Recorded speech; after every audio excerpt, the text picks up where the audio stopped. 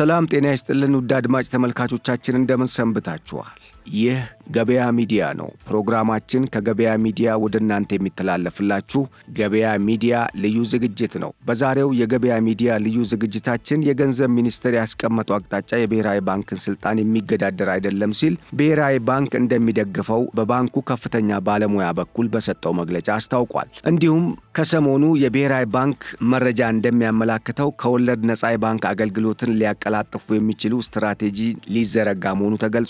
በተለይም ከወለድ ነፃ የባንክ አገልግሎት ጋር በተያያዘ እንደ ችግር ሲነሱ የነበሩ አንዳንድ አሰራሮችን ለማስተካከል የኢትዮጵያ ብሔራዊ ባንክ እተገብራቸዋለሁ ብሎ ካስቀመጣቸው ትልልቅ አበይት ቁም ነገሮች መካከል የኢስላሚክ ቦንድ ስራ ላይ ሊውል መሆኑ ተገልጿል።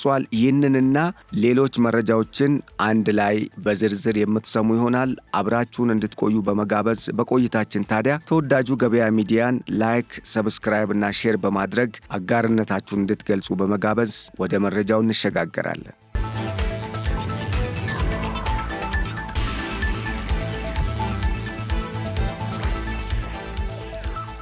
የገንዘብ ሚኒስቴር በካሽ የሚደረጉ ግብይቶችን ለመገደብ የያዘውን አቅጣጫ ብሔራዊ ባንክ የሚደግፈውና የባንኩን ስልጣን የማይገዳደር እንደሆነ አንድ ባለሙያ ተናገሩ። የገንዘብ ሚኒስቴሩ በግብይት ወቅት ከ10,000 ብር በላይ ጥሬ ገንዘብን መጠቀም የሚከለክል ሕግ ሊያወጣ እንደሆነ ከዚህ ቀደም ለእናንተ ማድረሳችን የሚታወስ ነው። በሂደት ላይ የሚገኘው የገቢ ግብር ረቂቅ አዋጅ ሲጸድቅ ከ10,000 ብር በላይ ግብይትን በጥሬ ገንዘብ መፈጸም እንደሚያስቀጣም ተዘግቧል። ታዲያ ይህን ጉዳይ በሚመለከት አንድ ከፍተኛ የባንክ ባለሙያ በበኩላቸው የዚህ አይነቱ ሕግም ሆነ መመሪያ ማውጣት የብሔራዊ ባንክን ስልጣን ይገዳደራል ሲሉ መናገራቸውን ከዚህ ቀደም ባደረስናችሁ ዘገባ መግለጻችን የሚታወስ ነው። ይህንኑ በሚመለከት የብሔራዊ ባንክ ከፍተኛ ባለሙያ በጉዳዩ ዙሪያ በሰጡት አስተያየት አንድ መስሪያ ቤት ለግብር ዓላማ ሲባል ከዚህ በላይ የሆነ ገንዘብ በካሽ መክፈል አትችልም ቢባል ከግብር አከፋፈል ግልጸኝነት ጋር የተያያዘ ስለሆነ መብቱ ነው ያሉ ሲሆን ከዚህ አኳያ ካየነው የገንዘብ ሚኒስቴርን አካሄድ የብርን ሕጋዊነት የሚገዳደር ሆኖ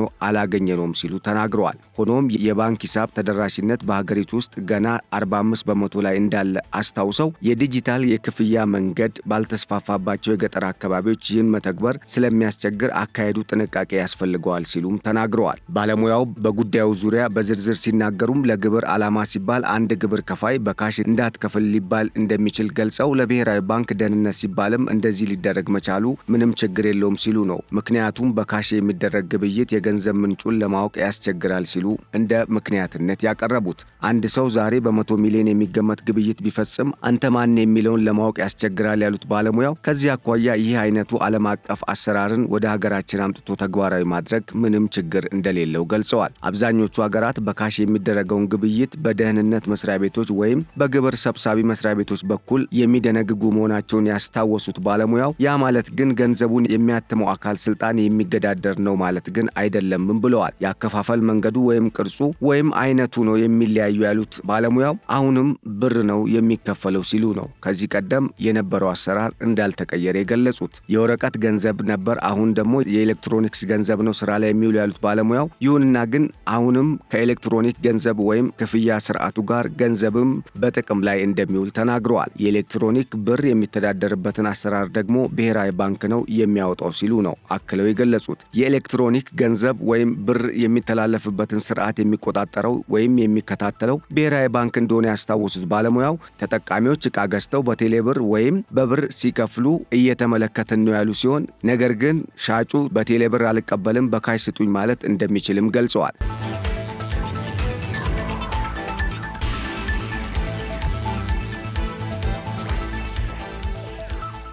ይህም ማለት የሻጩንም ሆነ የገዢውን መብት ያልገደበና የብሔራዊ ባንክንም ስልጣን ያልተገዳደረ ነው ሲሉ ነው ያስታወሱ። በብር መቀበል አልችልም ማለት አይቻልም ያሉት ባለሙያው ይህም መብት እንዳልሆነ በመግለጽ ሕጋዊነቱ እሱ ላይ እንደሆነ አስታውሰዋል። ስለዚህ ከታክስ አኳያ መንግስት ወይም ከብሔራዊ ባንክ ውጭ ያለ ሌላ መስሪያ ቤት ያንን የማድረግ መብት አለው። ከብሔራዊ ባንክ አኳያ አካሄዱን በአዎንታዊነት ነው የምናየው ያሉ ሲሆን ክፍያዎቹ ዲጂታል እንዲሆኑ ሲጠይቁ እንደነበር በማስታወስ በተለይ በከተሞች የሚደረጉ ግብይቶች በካሽ እንዳይደረጉ መገደብ አስፈላጊ እንደሆነ ከዚህ በፊት በተደጋጋሚ ጥያቄ ስናቀርብ ነበር ሲሉም ገልጸዋል። ባንኩ ከቅርንጫፍ ባንክ በካሽ የሚወጣውን ብር ከ50 ሺህ እንዳያልፍ ገድበዋል ያሉት ባለሙያው ከአንድ ቅርንጫፍ ባንክ ከ50 ሺህ ብር በላይ በካሽ ማውጣት እንደማይቻልና ከ50 ሺህ ብር በላይ ንግድን በካሽ ማከናወን አትችልም የሚል መመሪያ ማውጣት መቻላቸውን ከዚህ በፊት መጥቀሳችን የሚታወስ ነው። ግን ይህም የብሔራዊ ባንክ ስልጣን እንዳልሆነ ገልጸዋል። ከዚህም በኋላ ብሔራዊ ባንክ የዲጂታል ፋይናንስ አገልግሎትን ተደራሽነት ከማስፋት አኳያ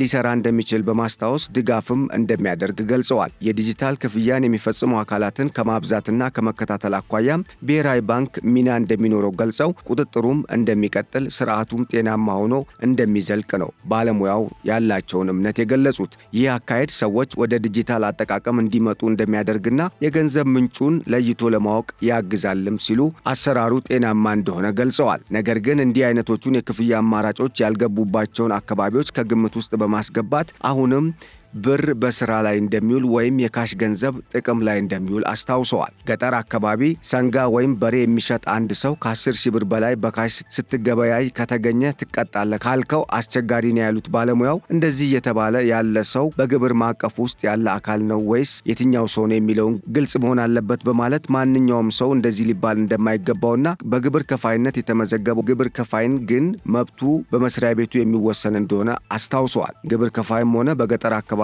የዲጂታል አገልግሎት ተደራሽ ስላልሆነ በእንስሳት ንግድና በእህል ንግድ ላይ የተሰማሩ ሰዎች በካሽ ወይም በጥሬ ገንዘብ ሊከፍሉ እንደሚችሉ አስታውሰዋል። ስለዚህ ይህን ሁኔታ በየፈርጁ መታየት እንዳለበት በማስታወስም አተገባበሩ ካሽ ገንዘብም ጎን ለጎን በስራ ላይ የሚውልበት ሁኔታን የሚጋፋ እንዳልሆነ ገልጸዋል። እንደዛ ካልሆነ ግን አሰራሩ አስቸጋሪ ሊሆን ብቻ ሳይሆን የንግድ ስርዓቱ ላይ ከፍተኛ ተጽዕኖ ሊያመጣ እንደሚችልም ጠቅሰዋል። አገልግሎቱ ተደራሽ ያልሆነባቸው አካባቢዎች እንዳሉም በመግለጽ አሁን ባለው ሁኔታ በኢትዮጵያ ያለው የባንክ ሂሳብ ተደራሽነት ወይም አክሰስ ቱ አካውንት 45 በመቶ እንደሆነ በመግለጽ የባንክ ሂሳብ ማውጣት ካለበት አዋቂው ሰው መካከል የባንክ ሂሳብ ያለው ተብሎ የሚታሰበው 45 በመቶ ብቻ እንደሆነ ገልጸዋል። ይህ ደግሞ በአብዛኛው በከተሞች ያለው ሰው እንደሆነ በማስታወስ በገጠር አካባቢ ተደራሽነቱ እንደሌለና አገልግሎቱም ይህንን ታሳቢ በማድረግ ስራ ላይ የሚውል እንደሆነ ገልጸዋል። ከቴክኖሎጂ ጋር ያልተገናኙ ወይም ያልተዛመዱ በርካታ ህዝቦች በሀገራችን እንዳሉም በመጠቆም ይህንን በጥንቃቄ ልንመራው ይገባልም ሲሉ በምክረ ሐሳብነት አቅርበዋል።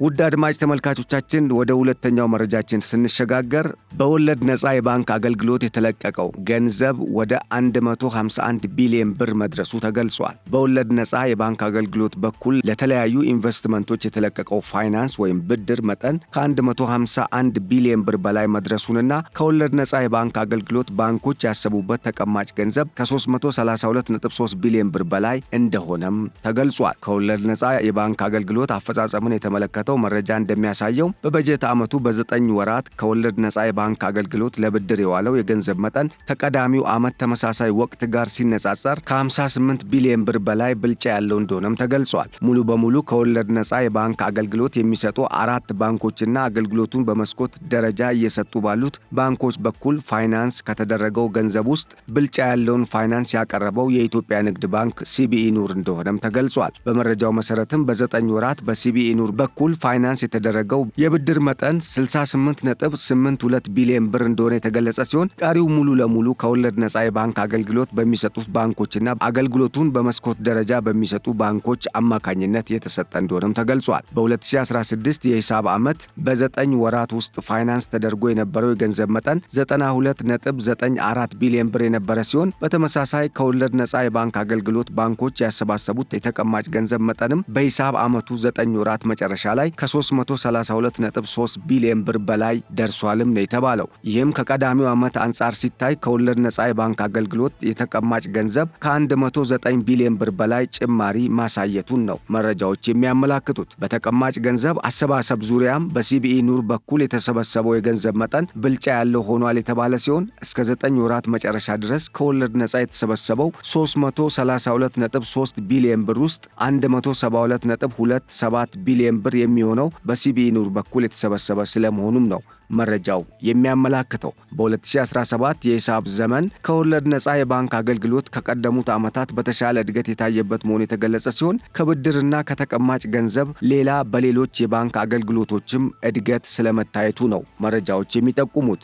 አሃዛዊ መረጃዎች እንደሚያሳዩት ከወለድ ነፃ የባንክ አገልግሎት የሚጠቀሙ ደንበኞች ከጊዜ ወደ ጊዜ እየጨመረ በመምጣቱ በሂሳባቸው መጨረሻ ላይም የሁሉም ባንኮች ከወለድ ነፃ አስቀማጩ ቁጥር ከ28.84 ሚሊዮን በላይ ሊደርስ ስለመቻሉ መረጃዎች ጠቁመዋል። ይህ አሃዝ ከባለፈው ዓመት ተመሳሳይ ወቅት ጋር ሲነጻጸርም ከ10 ሚሊዮን ብር በላይ ብልጫ ስለማሳየቱ ነው የተገለጸው።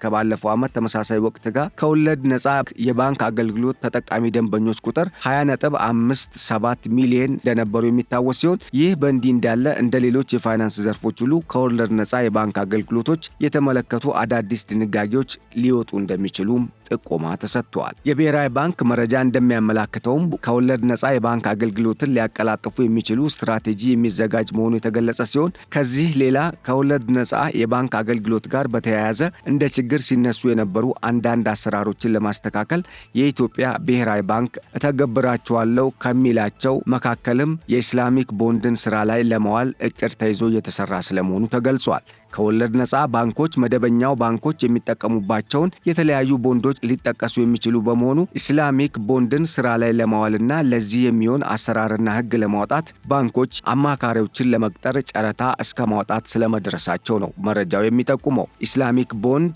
አገልግሎት ላይ ባለመዋሉ ምክንያትም የልማት ባንኮችን ቦንድ የገዙ ከወለድ ነፃ የባንክ አገልግሎት ባንኮች ይህንን ግዢ አቋርጠው ኢስላሚክ ቦንድ ግዢ እስኪጀመር እየጠበቁ ስለመሆኑም ታውቋል። ሌላው የኢትዮጵያ ብሔራዊ ባንክ አማካሪዎችን በመቅጠር ለማሰራት ያቀደው ከወለድ ነፃ የባንክ አገልግሎት የሚሰጡ ባንኮች የገንዘብ እጥረት ቢገጥማቸው ይህንን የገንዘብ እጥረት ለመቅረፍ ከብሔራዊ ባንክ ብድር የሚያገኙበት አሰራር ምን ሊሆን እንደሚችል ለመተግበር በማሰብ እንደሆነም ተገልጿል። እስካሁን ከወለድ ነፃ የባንክ አገልግሎት የሚሰጡ ባንኮች የገንዘብ እጥረት ቢያጋጥማቸው እንደ መደበኛ ባንኮች ከብሔራዊ ባንክ ብድር ማግኘት እንደማይችሉ ነው የተገለጸው። ለዚህም ዋናው ምክንያት ከብሔራዊ ባንክ የሚሰጠው ብድር ወለድ ያለው ብቻ በመሆኑ ሲሆን አሁን በሚቀጠሩ አማካሪዎች ይሰራል የተባለው ስራ ከወለድ ነፃ ባንኮች የገንዘብ ችግራቸውን ለመቅረፍ ከብሔራዊ ባንክ ከወለድ ነፃ የባንክ አገልግሎት መርህ መሰረት ፋይናንስ የሚያገኙበት አሰራርን ለመዘርጋት ታስቦ እንደሆነም ተገልጿል።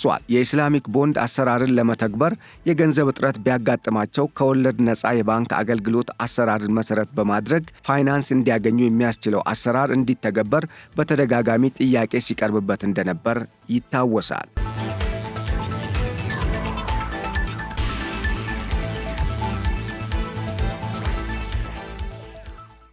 ውድ አድማጭ ተመልካቾቻችን ለዕለቱ ያዘጋጀንላችሁ መረጃ ይህንን ይመስል ነበር። ስለ አብሮነታችሁ እያመሰገንን በነበረን ቆይታ ቁም ነገር እንደጨበጣችሁ እያመንን ቸር ተመኘን። ሰላም። በኃይል መቆራረጥ ምክንያት ስራዎችን ለማከናወን ተቸግረዋል? ለጄኔሬተርና ለነዳጅ ምን ያህል ገንዘብ እያወጡ ነው? የግሪን ሰንቴክ የፀሐይ ኃይልን በእጁ ያድርጉ። ከግሪን ሰንቴክ ጋር የኃይል መቆራረጥ ፈጽሞ አይታሰብም። የኃይል አቅርቦቱ ሰፊ በመሆኑ በመብራት መቆራረጥ ምክንያት አንዳች ስራው አይስተጓጎልም። የፀሐይ መፍትሄዎች እኛ ጋር ናቸው። በከፍተኛ ጥራት የተሰሩ የሊቲየም ባትሪዎች ከኢንቨርተር ጋር እንዲሁም በብዙ የፓኔል አቅም አማራጮች ለሆቴል፣ ለባንክ፣ ለጤና ተቋም፣ ለቢሮ ወይም ለቤት ምን ያህል ኃይል እንደሚያስፈልጎ እኛ ነግሮታለን። ዋጋው ተመጣጣኝ ከመሆኑ በተጨማሪ ከዳሽን ባንክ ጋር የዱቤ ያለ አገልግሎት በአነስተኛ ወለድ አማራጭና በሸሪያው ሕግ መሰረት ያለ ወለድ መጀመራችንን ስንገልጽ በታላቅ ደስታ ነው። አንድ ጊዜ ተግብሩ፣ ዓመታትን ቆጥቡ። ይህ ፀሐይ ብቻ አይደለም፣ የሚቀጥል ኃይል ጭምር እንጂ። የግሪን ሰንቴክ ኃይልን በእጁ ያስገቡ። አድራሻችን 22 ማዞሪያ ኳሊቲ ህንፃ አንደኛ ፎቅ ቢሮ ቁጥር 103። ለበለጠ መረጃ በ0989 41 42 19 አሊያም በ0989 41 42 09 ላይ ይደውሉ። ግሪን ሰንቴክ ኃይል በእርሶ እጅ ውስጥ ነው።